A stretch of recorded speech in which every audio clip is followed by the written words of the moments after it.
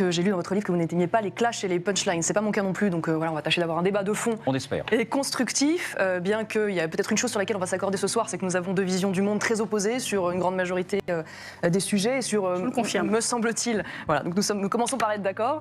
Avant d'aller plus loin, clique sur s'abonner. Chaque seconde compte. Alors reste avec nous. Fais-le maintenant et abonne-toi. Ça ne doit peut-être pas durer.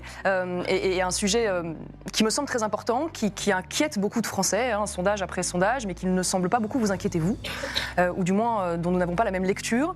Et je rebondis sur une affaire récente qui a fait beaucoup parler, qui est, vous savez, cette affaire du voilement des fillettes à l'Assemblée nationale, qui a été d'ailleurs levée par un de nos trois députés, Eddy Casterman, et sur laquelle vous avez vivement réagi, en disant à l'époque lâchez la grappe aux femmes. Aux musulmans aussi. Aux femmes, et oui. Et alors aux femmes musulmanes encore voilà, plus, en parlant en effet d'islamophobie, et voilà. Bon, sachant que moi je considère que lâcher la grappe aux femmes en question, enfin c'est pas des femmes d'ailleurs, ce sont des jeunes filles en l'occurrence, c'est surtout lâcher la grappe aux islamistes. Vous êtes d'ailleurs, vous avez justifié cette position derrière en expliquant que le règlement de l'Assemblée nationale permettait finalement ce voilement des jeunes filles. Donc moi j'ai une question simple. Vous savez qu'en ce moment il y a comment dire, la possibilité et le projet de revoir ce règlement de l'Assemblée nationale pour empêcher à l'avenir que ce type de provocation islamiste puisse de nouveau avoir lieu en interdisant donc les signes ostentatoires au sein de ce temple de la démocratie qu'est notre Assemblée nationale. Est-ce que vous soutiendrez cette proposition ou est-ce que vous restez finalement sur votre proposition initiale qui consiste à dire que voiler les petites filles, finalement c'est un acte qui peut être justifié et qui ne doit pas susciter d'indignation? Bah écoutez, vous ne serez pas surprise d'entendre que je ne suis absolument pas d'accord avec votre manière de présenter les choses, et même je dirais plus, je la trouve dangereuse. Vous venez de faire quelque chose de très très grave, qui doit cesser dans ce pays, et d'autant plus pour quelqu'un qui se projette dans des hautes fonctions politiques. Vous venez de mélanger le fait d'être musulman, d'avoir comme religion l'islam, et l'islamisme. L'islamisme, c'est quoi? Les mots ont un sens. L'islamisme, c'est pas une religion, c'est utiliser une religion pour promouvoir un projet politique. C'est pas, tous les musulmans ne sont pas islamistes. Toutes les personnes qui portent le voile ne sont pas islamistes. Ou alors vous considérez que porter une kibba ou un symbole religieux, comme je vois, vous en avez un autour du cou, c'est être, c'est promouvoir l'obscurantisme et vouloir prendre le contrôle politique sur ce pays au nom de votre religion. Et alors là, on a un problème. Moi, je suis, voyez-vous, pour la laïcité. Rien de plus, rien de moins. Qu'est-ce que ça veut dire la laïcité dans cette loi de 1905? Ça veut dire que dans ce pays, les gens ont le droit de croire, de ne pas croire, en ce qu'ils veulent ou en rien, mais que l'État doit être neutre vis-à-vis de ces religions.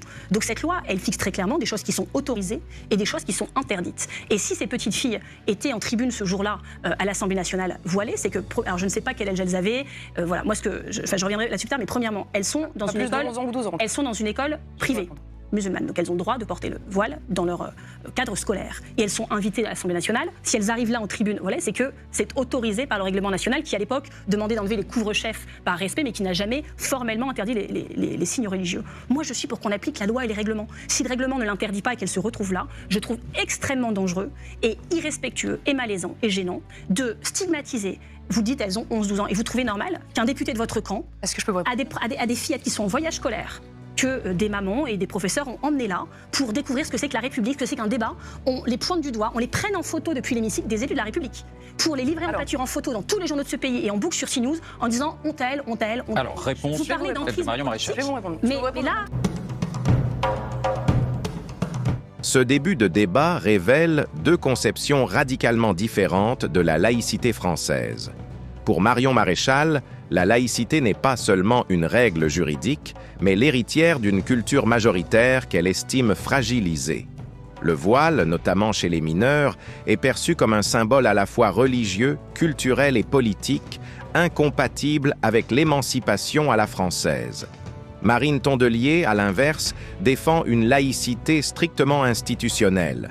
L'État doit être neutre, mais les individus libres, tant que la loi est respectée. Elle refuse l'amalgame entre islam, islamisme et port du voile, qu'elle considère comme une stigmatisation dangereuse. Ce face-à-face illustre un clivage profond. Faut-il protéger la République par l'affirmation d'une identité culturelle commune ou par l'application stricte et minimale du droit, sans lecture civilisationnelle? Une question que la France n'a jamais vraiment tranchée depuis 1905.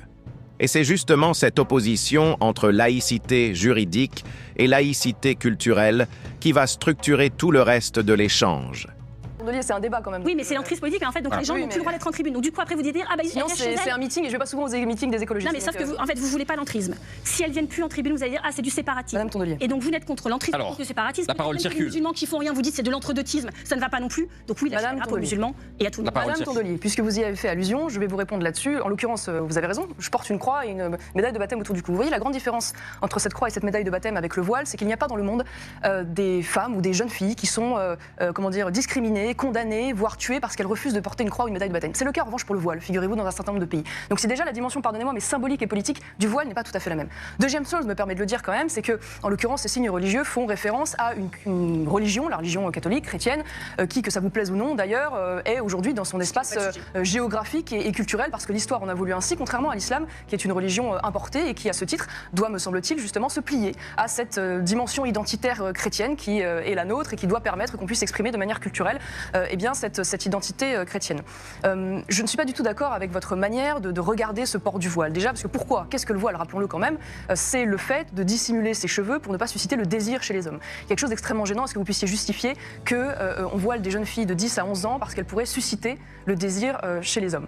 Donc ça, c'est une première chose. La deuxième chose, c'est que vous prenez cela sous l'angle, finalement, de la simple laïcité. Bon, je l'entends, hein, c'est un des arguments qui est souvent avancé. Moi, j'ai envie de le prendre aussi sous la dimension précisément culturelle.